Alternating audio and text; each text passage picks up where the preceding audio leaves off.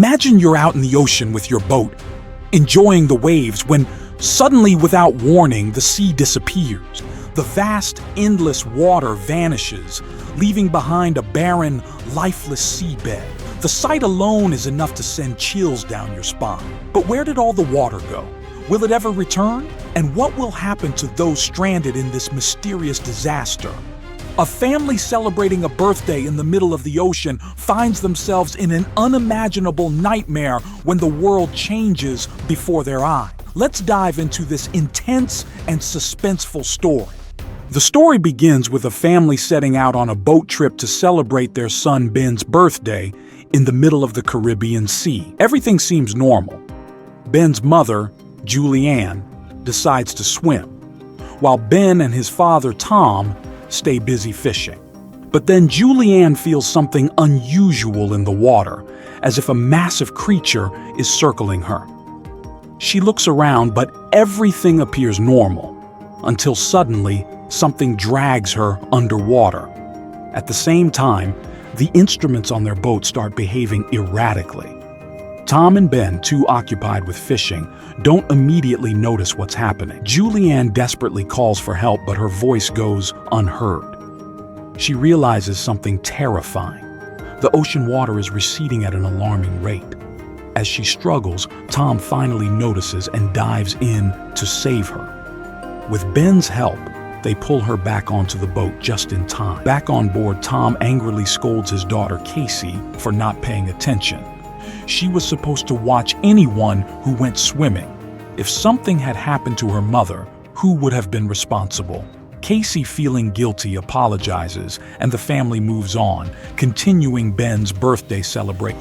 Then, Casey gets a call from her boyfriend, and she notices something alarming: a massive storm approaching the city behind him. She quickly tells her parents, and they begin checking the boat's safety.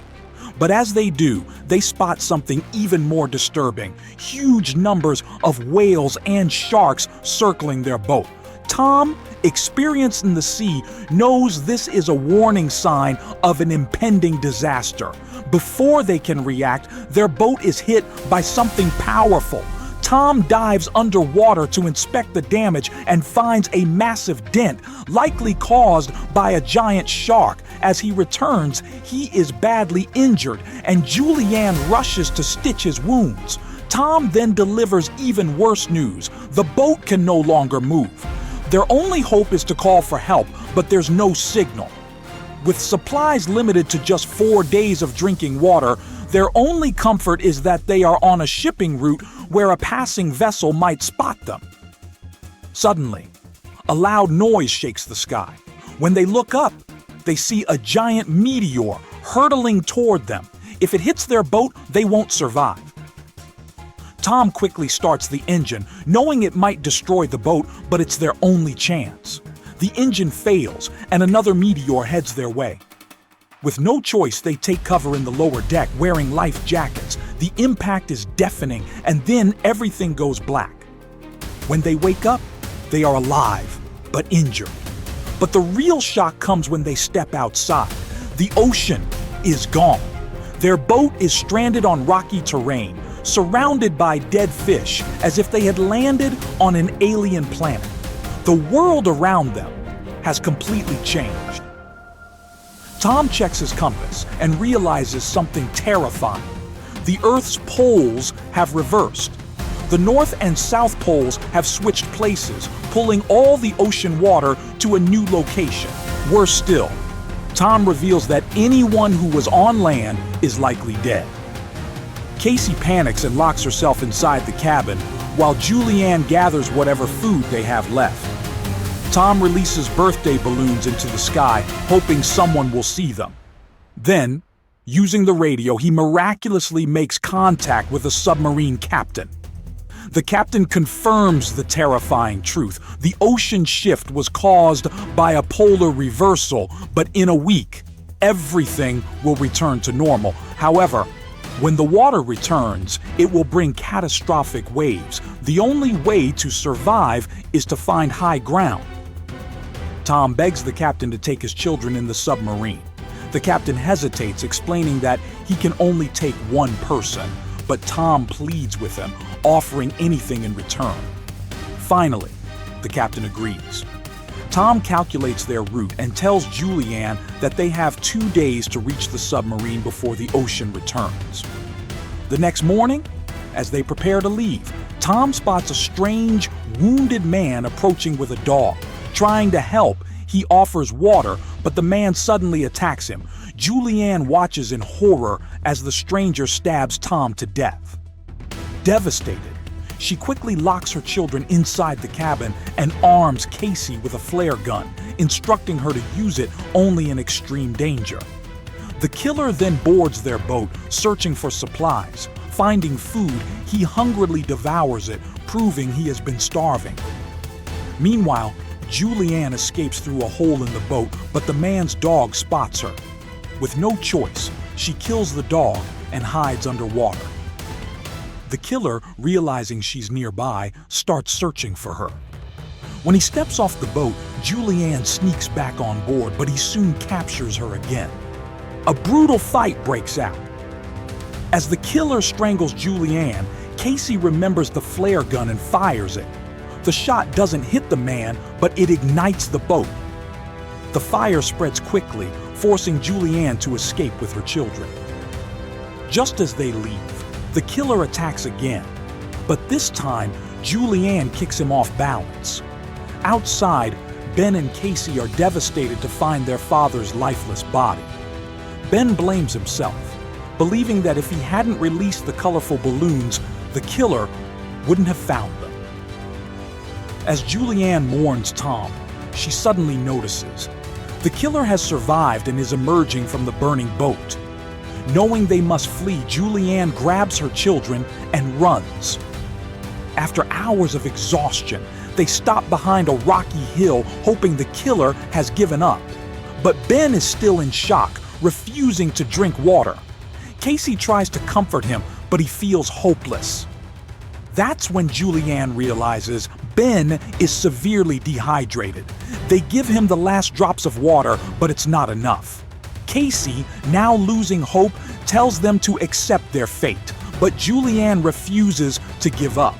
"We will survive," she insists. With renewed determination, they keep moving. As they press on, they spot a crashed plane, one that had sunk into the ocean long ago, but has now surfaced due to the catastrophe. As Julianne, Casey, and Ben approach the wrecked airplane, they realize it's their last hope for shelter and supplies. Inside, they find skeletons of passengers who perished long ago, a haunting reminder of how merciless nature can be. Despite the eerie scene, they search the plane for anything useful. Casey finds emergency rations, Julianne discovers a flare gun with a single shot, and Ben stumbles upon a stash of bottled water. Just as they start to regain hope, the killer appears again, this time armed with a jagged metal pipe. Julianne, exhausted but fueled by adrenaline, tells her children to run while she faces him. The killer lunges at her, but she dodges, using the wreckage to her advantage. The fight is brutal. At one point, the killer slams Julianne against a broken seat, knocking the wind out of her. Casey and Ben, hiding nearby, watch in terror. As Julianne struggles, she spots the flare gun. Casey realizes what her mother is thinking, and with shaky hands, throws it to her. Julianne catches it, aims at the killer's chest, and fires. The flare ignites his clothes, engulfing him in flames. Screaming, he stumbles out of the wreckage and collapses, finally meeting his end. Breathing heavily, Julianne holds her children close. "It's over," she whispers, but their relief is short-lived. A distant rumble shakes the ground. They turn and see a horrifying sight. The ocean is returning. A monstrous tidal wave, hundreds of feet high, is rushing toward them. Julianne remembers the submarine captain's warning. They must find high ground or they won't survive. Grabbing what little supplies they have, she and her children sprint toward a nearby cliff. The wave crashes behind them, swallowing everything in its path: dead fish, shipwrecks, even the remains of their boat. The climb is grueling. Water rises fast, and their strength is fading. Ben slips, nearly falling, but Julianne grabs him just in time. Finally, they reach a ledge just as the water engulfs the land below. For hours, they cling to the cliffside, battered by wind and rain. The ocean churns beneath them, reclaiming what it lost. Just when it seems like they can't hold on any longer, a miracle happens. A submarine emerges from the waves. The captain they spoke to earlier had been searching for them. A hatch opens, and a crew member waves them over. With the last of their strength, they swim towards safety. Inside the submarine, Julianne, Casey, and Ben collapse from exhaustion. They're dehydrated, bruised, and mentally shattered, but they're alive. The captain explains that the Earth's poles have stabilized and humanity is slowly recovering. Cities were destroyed, millions of lives were lost, but the world is adjusting to the new normal. As the submarine sails toward the nearest safe zone, Julianne looks at her children and promises, "No matter what happens, we will always survive."